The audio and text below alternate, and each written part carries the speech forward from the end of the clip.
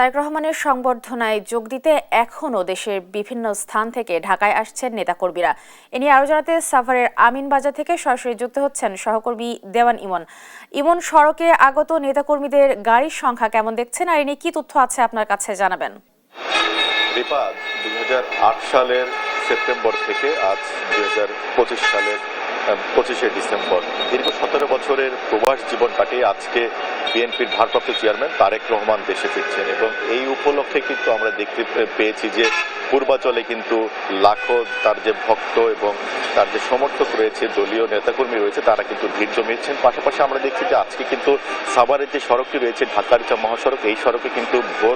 ভোরের আগেই, সূর্য ওঠার আগেই কিন্তু নেতাকর্মীরা কিন্তু তারা আশপাশে যারা ছিলেন, ঢাকার আশপাশে যে সমস্ত নেতাকর্মীরা, তারা কিন্তু দেখেছি আমরা এই পথটি ব্যবহার করে কিন্তু গিয়েছেন। সূর্য ওঠার আগে থেকে আমরা দেখেছি যে বিভিন্ন বাহনে করে কিন্তু তারা নেতার আজকে এই স্বদেশে প্রত্যাবর্তন উপলক্ষে কিন্তু তারা ছুটেছেন এবং এক নজর নেতাকে কাছ থেকে দেখার জন্য কিন্তু তারা ছুটে যাচ্ছেন। আমরা দেখেছি যে স্থানীয় যারা সাভারের যারা নেতাকর্মী রয়েছেন, তারা কিন্তু দলে দলে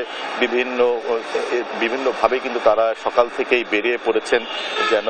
যেহেতু ঢাকার আশপাশে ছিলেন, দূর দূরান্ত থেকে তো অনেক আগে থেকেই আমরা দেখেছি যে তারেক রহমানের দেশে ফেরাকে কেন্দ্র করে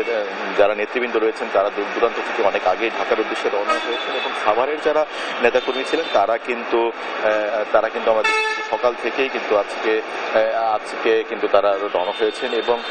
বিভিন্নভাবে যাচ্ছেন। নেতাকর্মীরা যেটি বলছেন যে এই যে দীর্ঘ 17 বছর পর তাদের